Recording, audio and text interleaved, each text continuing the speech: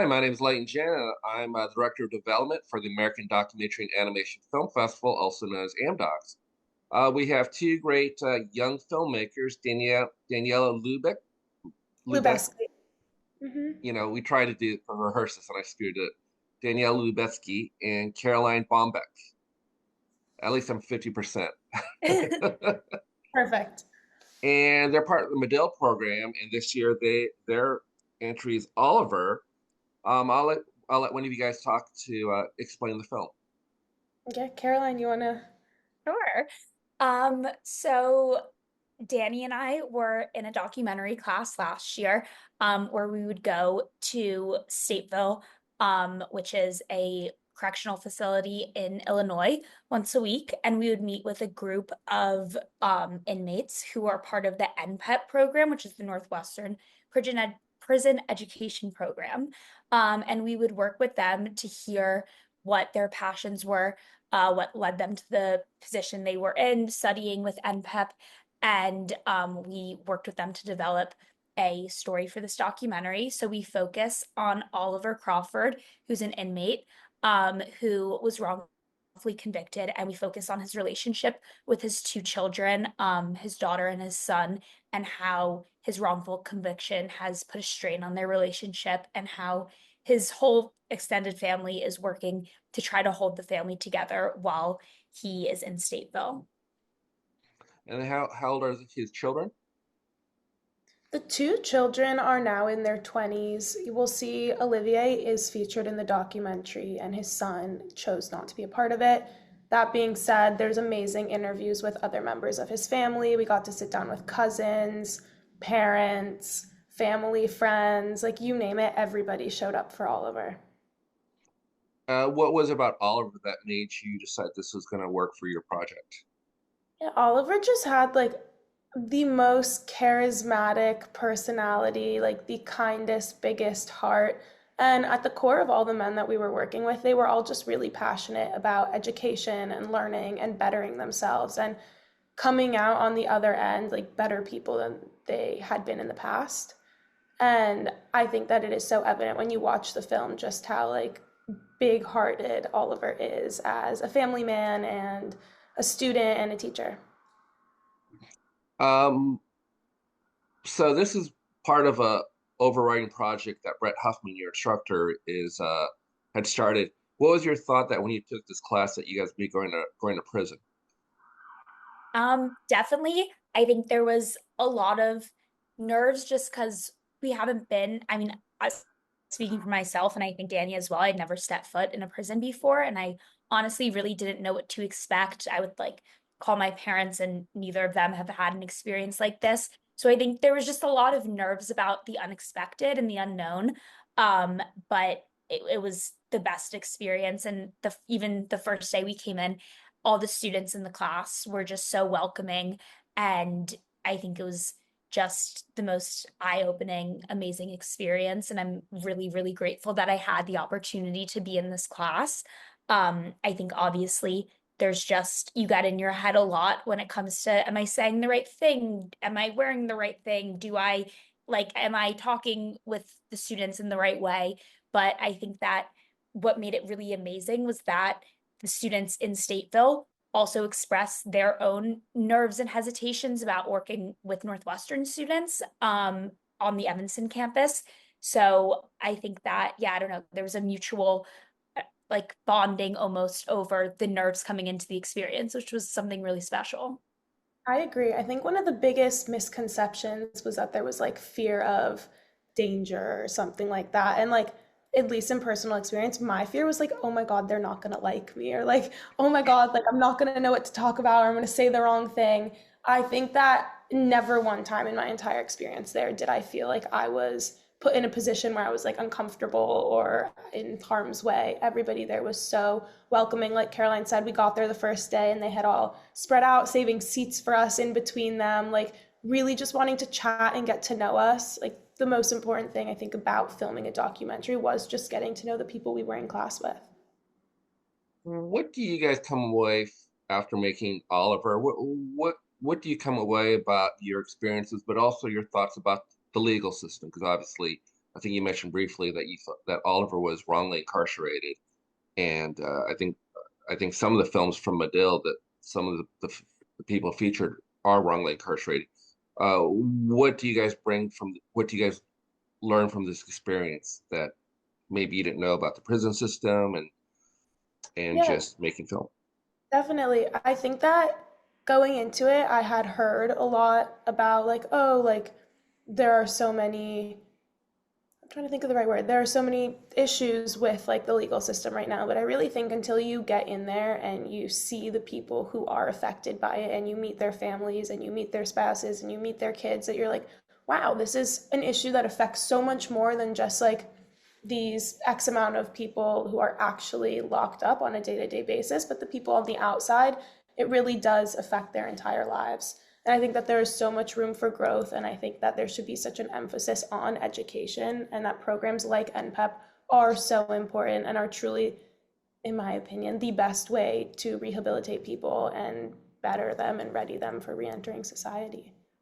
Yeah, I would second everything that Danny just said. And I would also add that I think going into this experience, I'd obviously like watch documentaries about the legal system in our country and things like that. And I knew that reform needed to happen. But I think when I thought about it, I put so much focus on the government and the government's role in it all. Obviously, they have a huge role in it all, but I don't think I really thought that much about the people actually in the prisons. And I think that now after this, those are the first people I think about and how they're impacted by all of the government's decisions instead of just thinking about like policy and things like that. I think this really helped to put faces and people behind the issues. And I think that this program just speaks volumes to the fact that there needs to be reform and there needs to be an emphasis on rehabilitation.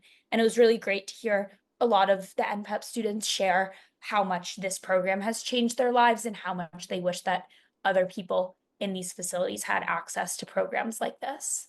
Yeah, one of the coolest things that a lot of them shared with us that like they would say like, yeah, like I'm learning algebra in here, but like despite me getting smarter here, like now I can connect with my daughter on the outside when she calls me, like I actually can help her with her homework. Like I can actually relate to her when she's talking American history because I've now gotten the opportunity to take a class that growing up I was not privileged enough to be in the position to show up to school, or I was born in a place where like school was not valued. So I didn't go because I didn't care, but now I do. And it's affecting my relationships with people on the outside.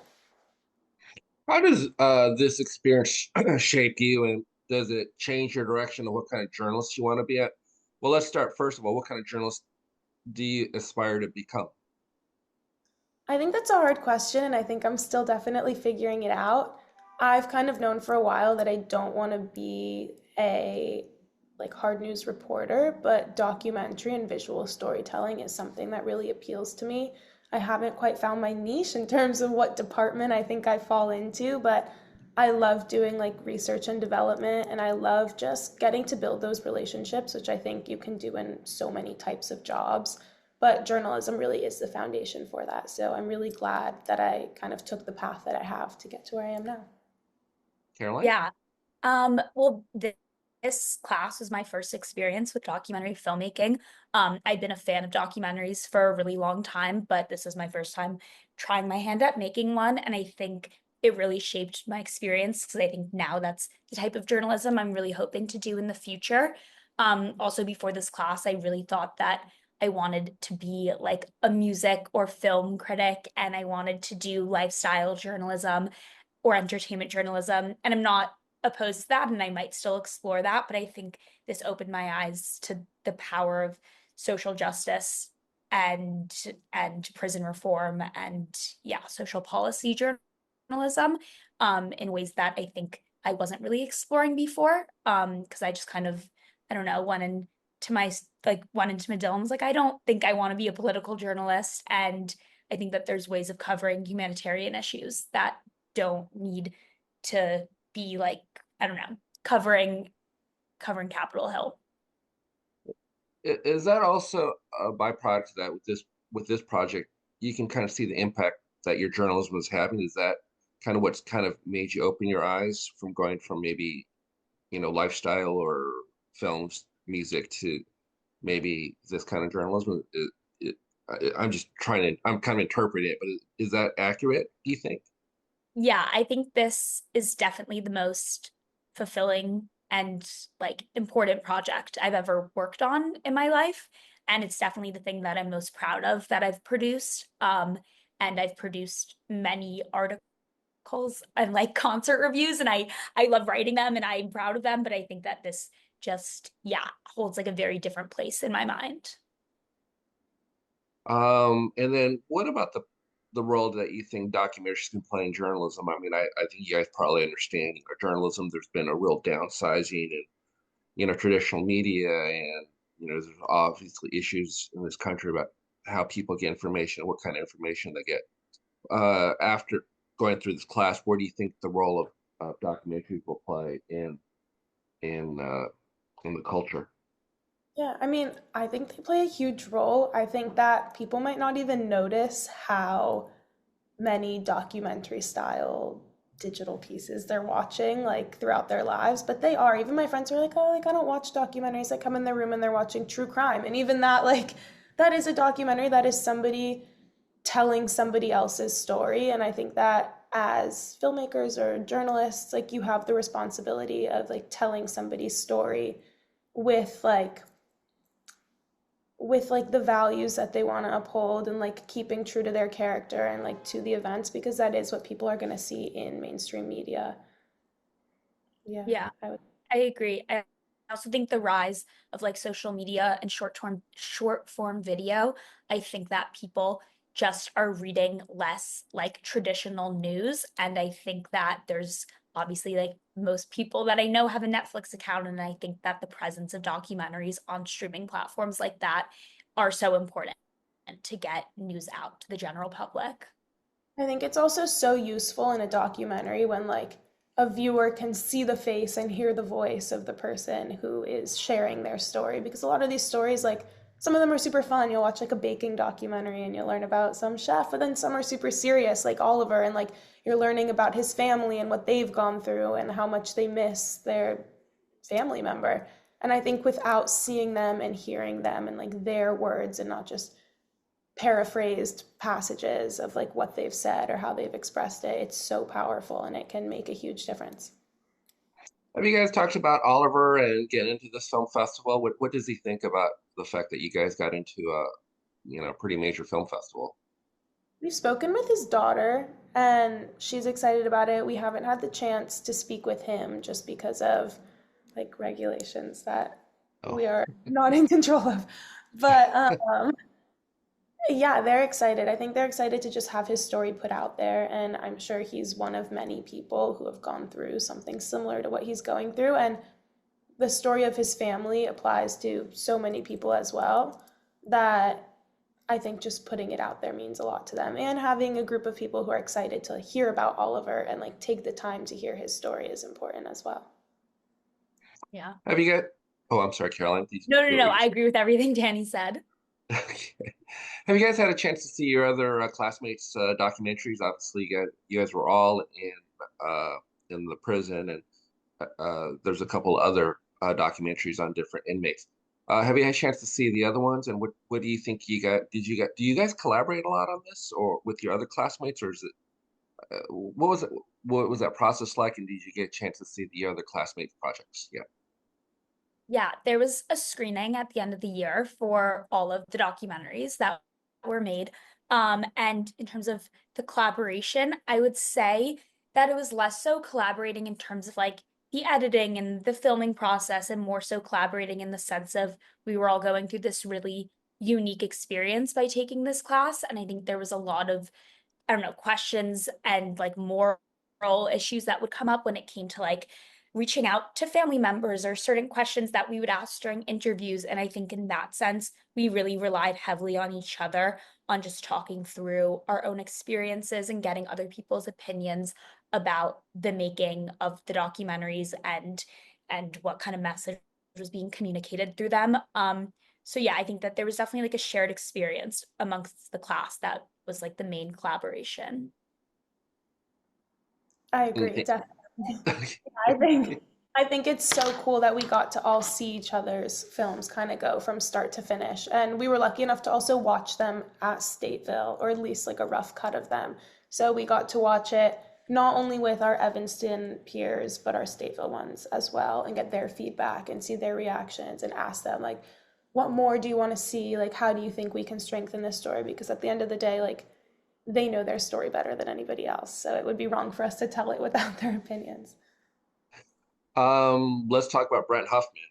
He's a big part of the AmDocs family. Obviously, you're a professor for this project, and this was part of his idea. Can you talk about what it was like to take his class and how he's able to help you navigate? I know, Caroline, this is your first documentary. How he helped you guys navigate this platform. Yeah.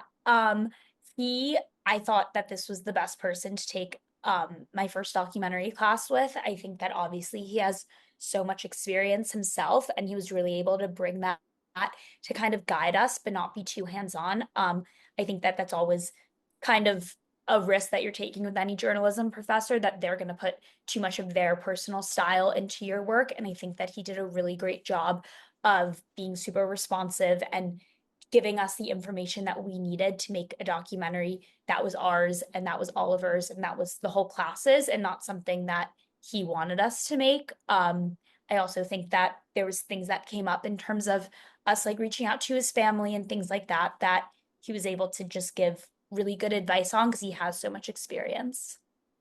Yeah, I agree. This was my second class with Professor Huffman. I had taken his class my junior year and I made a documentary about something completely different.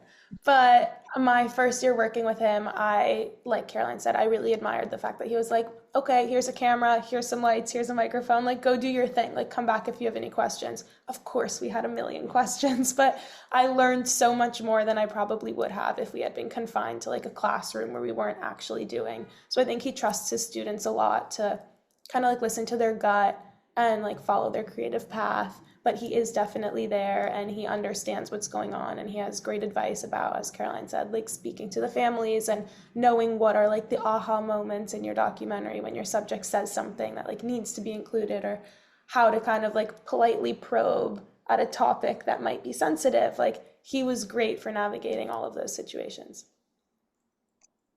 Well, I think that's about it, unless there's something else I might have missed. Anything?